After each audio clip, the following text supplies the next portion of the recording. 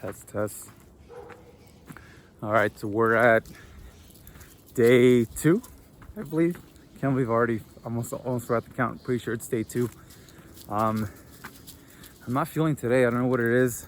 It could be just because there's personal things going on. A lot of uncertainty.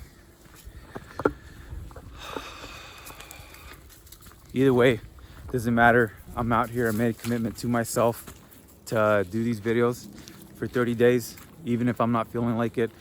And I think one of the most powerful things about that is that sometimes we feel like we need to feel a certain way in order to do something.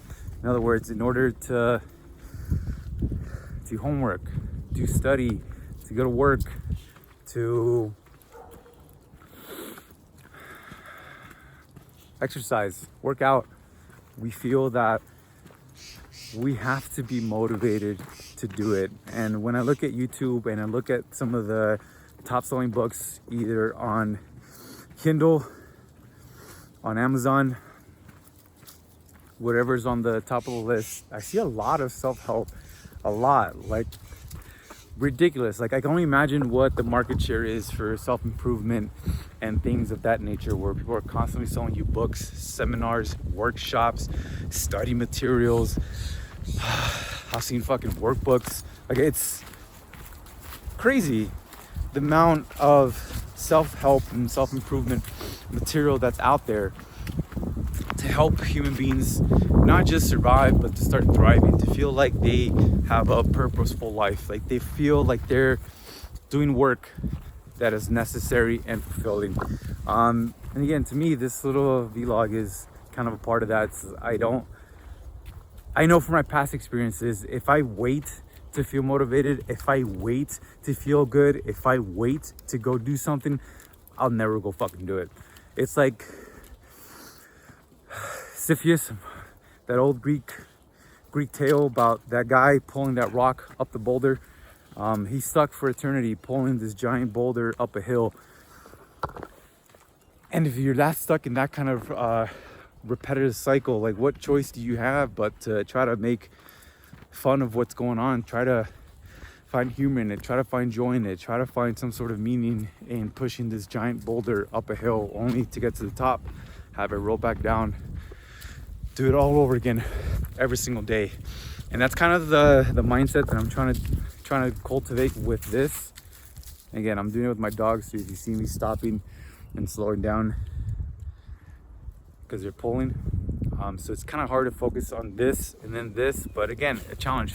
We'll see how this works out.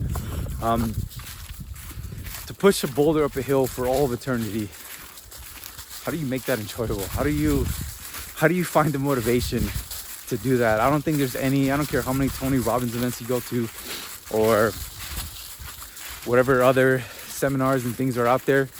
How do you develop the purpose and the joy to find pushing that boulder up the hill for all eternity something worthwhile, right? So again, today I didn't feel like doing this video. In fact, I have zero motivation at all. I already told my girl I don't feel like studying. I don't feel like doing anything today. I literally just want to go back to bed and go to sleep. But that's not going to help me. I will meditate today. I will probably take a nap, because I've heard a lot of successful people use this as a tool to help them just reset, recalibrate. So I'll do that, but I'm not going to go back into my warm bed under my sheets and just forget the world. I'm gonna keep doing this. I'm gonna keep trying to do my best. Stay true to my commitment. Stay true to my circle of influence, as Stephen Covey says, and that is be a model, not a judge. Focus on the things that are in my control, and what is in my control is my attitude towards everything. My attitude right now is not the best, but I'm gonna keep pushing through. Be gentle with myself, because old me likes to just try to grind through everything, but that's not helpful in all circumstances. So here we are, out here again, day 1. I'm taking this little trail that has water towers, barbed wires around me, as you can see. It's nice out here. And I'm also doing it with 2 dogs, so it's a little bit more challenging, especially with this one. It's my girl's dog. He's a little more of a struggle to try to have a nice, calm walk. And it makes me think, I wonder if this is kind of like raising kids. Now, some kids need a little more guidance, more structure, more correction, more guidance versus other kids. I mean, everyone's different. Everyone has their way of how they respond to feedback. One of the biggest challenges has been with this dog, Calvin. He needs a lot of guidance. He needs a lot of feedback. He needs a lot of structure. We actually saw a dog trainer about a month ago. And I can tell this guy's getting a little bit frustrated with him. So again, it made me think, all right, it's not just me. It's not my attitude towards it. It is something just having to do with this kind of dog. High energy. Needs something to really focus on. Otherwise, he'll just get lost in reacting to the world around him. Again, we're out in the forest, so I'm sure his nose, like Cesar Millan says, dogs go nose, eyes, ears. His nose is being activated by all this stuff that we have out here. That's a good thing, right? You want your dog to follow their nose and use their nose to help guide him in the world. But when it's not so good, it's when your dog's very reactive to the world around you. It's kind of like us human beings. We tend to get caught up in reaction to the rest of the world. I think it's a skill we can all try to cultivate, right? It's becoming less reactive to the world. It's kind of like a monk-like quality to be zen about the frustrations of the world, of our relationships, the things that we have to do, the boulders that we got to push up the hills, even though we don't want to, because we know the next day it's gonna be right back at that bottom of the hill and we got to go ahead and do it all over again. That's okay. It's not that bad. Anytime I think life is either unfair, it means I'm taking it way too personally. Anytime I think that, woe is me, this sucks, how come I have to go through this? Why can't this just be fixed? Why can't this just be addressed? Think of pushing that boulder up the hill and doing it again and again and again. And I think of Viktor Frankl. So I came across his work, Man's Search for Meaning. This motherfucker, he said everything basically can be taken away from you. Your family, your friends, your life, your livelihood, your social status, your financial status, your lifestyle, your life pattern, your pattern of life, all of that just snatched up. If you're not familiar with his work, highly recommend it. I'll put a link to the book down below. I first read this book when I got out of the military. Hey, there we go, good boys. When I got out of the military, decided, well, I can either A, go become a cop, or try to get a 4-year degree, because they pay cops more when they have 4-year degrees. So I went the community college route, took an English class. This woman blew my fucking mind with the stuff that she was teaching. This was an English class, but she had a doctorate in psychology. And one of the books that came up in this class was by Viktor Frankl, again, Man's Search for Meaning.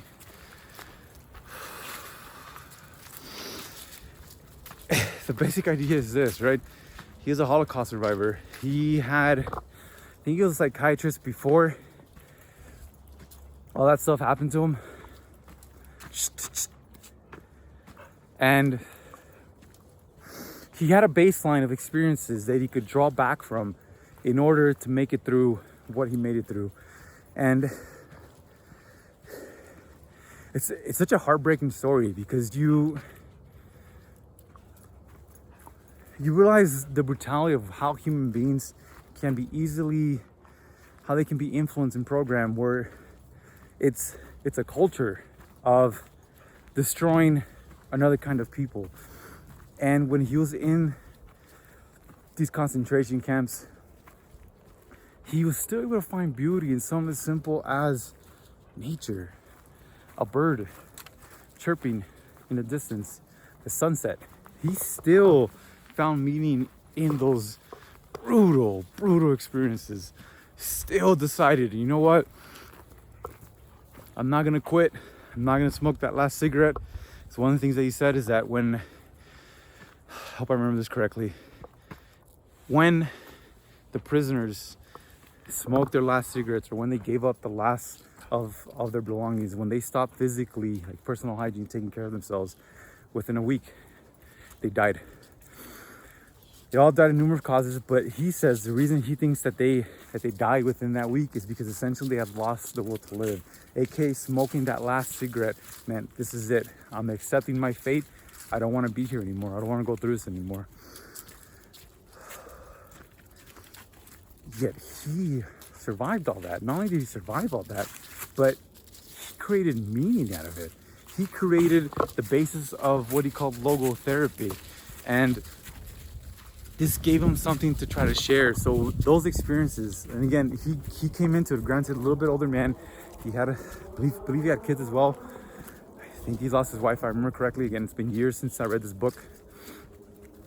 He lost all that, but he was able to draw on the experiences that he had, both personal, his academic, his job, to try to find meaning in the stuff that he was doing. He was still able to do that. And I think one of the things that sucks, especially if you're young, you know, you're in your early 20s, if you think your life sucks, it's kind of hard to draw back on hard experiences if that's all you've known. It's kind of hard to have faith in yourself and trust yourself that whatever you're going through, it's gonna be okay.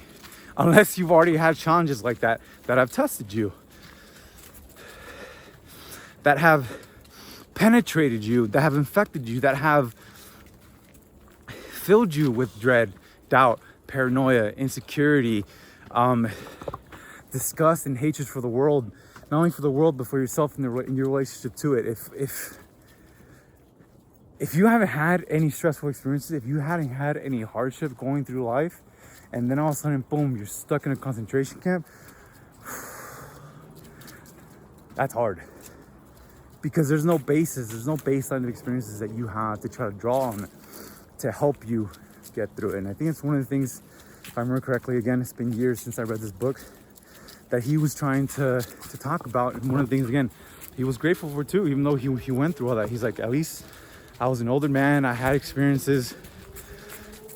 You know, he had lived some of his life, so at least he can draw on those experiences to try to make meaning out of what he was doing.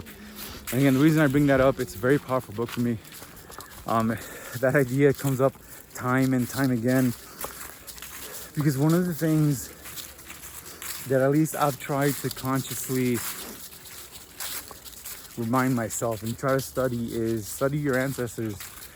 And again, people think when you hear the word ancestors, they think, oh, well, he's brown, so he's probably thinking about his Latinx roots or his Spanish roots or whatever is in his bloodline. It's like, yeah, that's part of it, but part of it also too is you gotta think of ancestors of ideas, ancestors of the people around you. One of the beautiful things that we have in this world is access to the internet, and there are so many inspiring people out there. There's so much that has already been put out there by people who have gone through experiences that you and I couldn't possibly fathom, couldn't possibly imagine, much less survive. Again, that's not to say that we're not capable of it, but this is not about the severity of trauma or the hardship, but what it is respecting where our human ancestors came from. Imagine, you know, I like to think I'm pretty aware of this, but I see people complaining about their lives and situations of where they're at right now, and it's like, well, you got a roof over your head. There's a lot of people that are unemployed right now, struggling just to pay their bills. But someone's had food on our table. You don't have to worry about where we're gonna eat. We have a place we can sleep. warm place we can sleep. We have clothes to keep us warm on our bodies. Some of us have animal companions on this journey with us. Some of us have very loving friends and family. Or maybe if we think we don't, maybe it's because we've decided not to see them that way. We haven't given our family and friends the opportunity to demonstrate to us that they are loving, that they are caring, that they do care about you, and vice versa. To respect where you came from, where your parents came from, where your grandparents came from, where your great-grandparents came from, the experiences that they've had, the wisdom that they've accumulated. Life was brutal back then. In some places, it's still brutal now. But part of when I think of pushing that boulder up the hill, part of when I think of Viktor Frankl and what he went through the Holocaust. Again, I have no personal connection to this man, but I was introduced to his work by a mentor. We also have to respect the ideas that have come before us, because a lot of time I think, oh, if that's just old or written in the past, it's no longer, it's not relevant. How does it apply to the modern day context? They didn't have internet back then. They didn't have computers back then. There was no YouTube. There was no Facebook. There was no social media. Yeah, you're right. But the principles, and I think I've heard Elon Musk talk about this too. Same thing with Naval. Again, I'll put links to what I'm talking about down below. They call it foundational thinking or first principles thinking. And that is, try to get to the root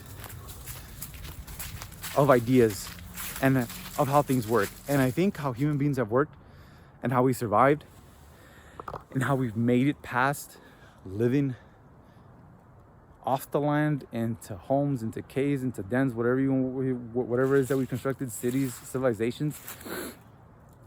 That wisdom you can consider foundational principles. You can consider that the roots of what is a successful life in the context, whatever context it is. Again, it could be 1,000 years into the future from right now. I still think Viktor Frankl's message of it's not your experiences that determine the quality of your life. It's your attitude towards experiences. It's your relationship, how you define yourself to those experiences. That's important. You can have everything taken from you except for your attitude. That's where your power is. I'm sure that's the same now. That's what I'm trying to practice every single day. It's my attitude. What are you freaking out for? Huh? No one's gonna hurt you out here. It's your attitude towards everything. That's the same 1,000 years ago, 10,000 years ago, when we were still living off the land, fighting other tribes, just barely trying to survive, right? It's your attitude towards what's going on that really matters. Same thing with 1,000 years from now, 2,000 years from now. Our context could be completely different. We could all be stuck in some giant computer simulation where our bodies are fed nutrients, same thing like the Matrix, right? So what? What's important there? I think it's attitude. And it goes back to just having like a foundational principle that guides the things that you're doing. So that way, no matter the context, no matter where you're at, no matter what you're doing, you have that wisdom that's been accumulated through who knows how long, that other human beings have survived. Some of them been able to put it into a language that can be shared to others, so that way they don't have to start from scratch. They don't have to start from the beginning trying to figure everything out. Because imagine if every single lifetime that a human being was born, we had to go from the beginning.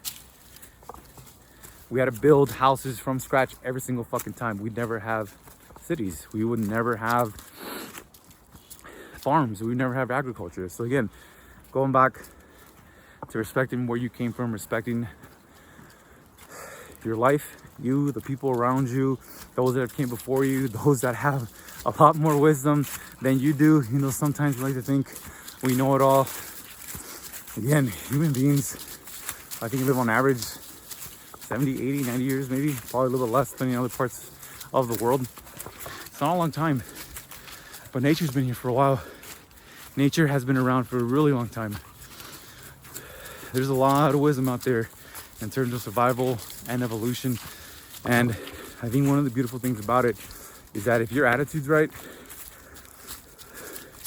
you got your mind right, you're not waiting for motivation, you're not paying.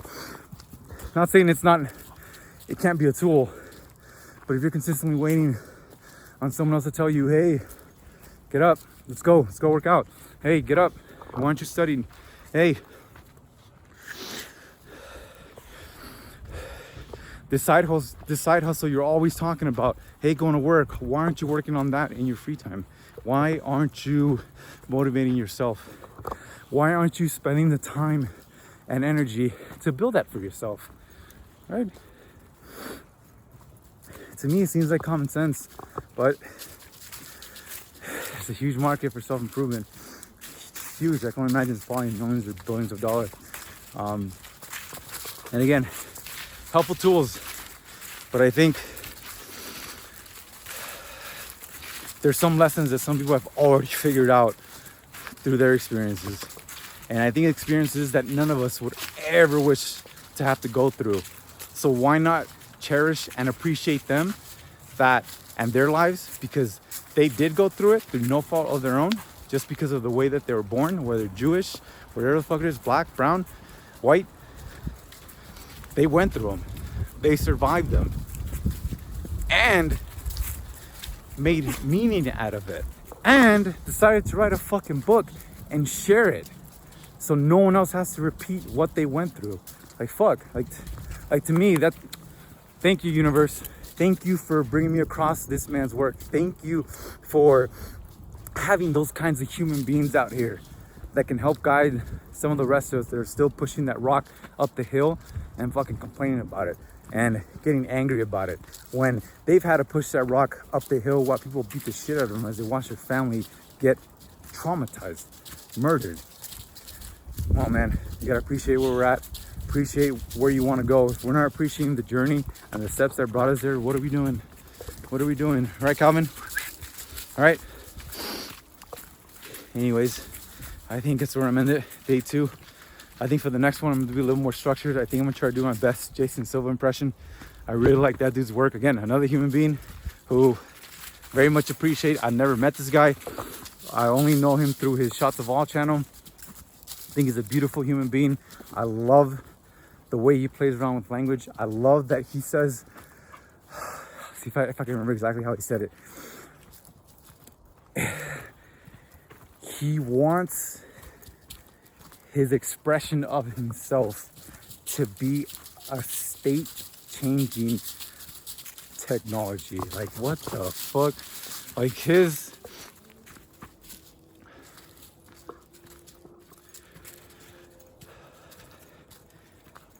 playfulness of language, his understanding of very, very what seems like unconnected ideas, being able to bring it and unify it and then put it into a sort of, he calls it mythopoetic, I forgot how the fuck he says it, but it's a sort of a poem of himself, from himself, coming from somewhere beyond himself to share with the world. Like, fuck, we need humans like that. And I think every one of us has a capability to be able to bring that into existence.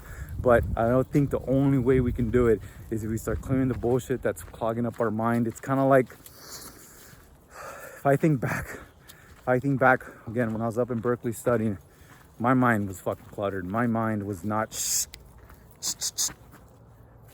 anywhere near as grateful and appreciative of where I'm at now. And maybe that's it. Maybe that was the key. I mean, I'll talk about it in a future video, some of the things that I did to overcome those challenges. But I wish I could give you a shortcut. I wish I could just tell you, hey, if you just do this one thing, bam, whatever mental thing you're going through, you'll wake up and it'll be over. I can't. I'm sure there's other people out there willing to sell you a book or their workbook or their or their videos or seminars or whatever it is to tell you, this is gotta do it, and that's it, and you're fixed. Nah, man, this is a little more complicated than that. As someone who has overcome it, but I will make a video in the future giving some tips, things that I personally did that really helped me. One of the biggest things, again, if I were to give you a shortcut or a tip that's gonna fix anything or help anything, acceptance of where you're at this very moment. Be open to possibilities, be open to life being able to surprise you. And let me add to that, letting people surprise you. Because I think if we're always judging the world around us as a certain kind of way, judging the people in a certain kind of way, you're defining reality to be like that. So if you do see an opportunity where someone can surprise you with some wisdom or share a tip that maybe can help you along on your journey, maybe give you a different perspective on what you're dealing with by them giving you some of the bullshit they're going through, you won't be open to that because you've already defined this people as a certain kind of way. For example, if I say Trump supporters, I guarantee you half of you already think in a certain kind of way of what those kind of people are like. Same thing if I say Biden supporters or libtards or whatever other derogatory terms people try to use to define those kinds of people. Shit's unhelpful, yo. So incredibly unhelpful. Some of the kindest people that I've ever met that have not been racist, that have welcomed me with open arms, have been Trump supporters. And I only say Trump supporters not because that's what they based their identity off, but just because they got a giant flag that says Trump 2020 across their front lawn. Now, if I were to define them as a certain kind of way, how do you think I would have perceived that person? Especially with the way I look. Very differently, right? But I don't try to do that because, again, going back to just these little tips that if you are going through anything and you want just something that you can apply immediately, it might help clear out the mind and go back to being able to, again, Jason Silva and how he can express himself so clearly with the gift that is of himself but beyond himself coming through him. You gotta drop all that shit. You gotta drop all these definitions, all these ways of looking at other people and just letting life surprise you. So being grateful, being appreciative, be open to the possibilities that the people that you think are bad or the reason this country's failing, or again, whatever bullshit you believe, because we all believe in bullshit, but some bullshit is helpful. And then it's no longer bullshit. Then we've turned dog shit into diamonds. Grateful where you're at. Appreciate the people around you. Be willing to be surprised by life. Take care of yourself. Take care of yourself. Really. Appreciate where you're at. That's the biggest thing. If you don't appreciate where you're at, it's going to kind of be hard to move forward because you defined your existence from this point forward as not something that can be appreciated. But if you can do that, I think, you know, you're already on the right path. You're accepting that, hey, you know what? I got things I got to work on. There's things that I need to address. Let's see what happens. Anyways, let's go, Calvin. Come on, over here. Again, day 2. This one went on for a little longer than I expected. Appreciate people around you. That's how you'll find the ideas or the things that you need to help you out in your journey. Appreciate the journey you're on. If you can't do that, I think you're really missing out on the purpose of everything, because if you just get to the end point, then what? We all know what the end point is, right? We're all gonna die. We're all gonna be in a casket somewhere in a grave. That's a goal. That's where we're all headed towards. So I think what's important and what's meaningful is what we do in between being born here and then leaving this world. All right, day 2. Peace out, everybody. Have a great day.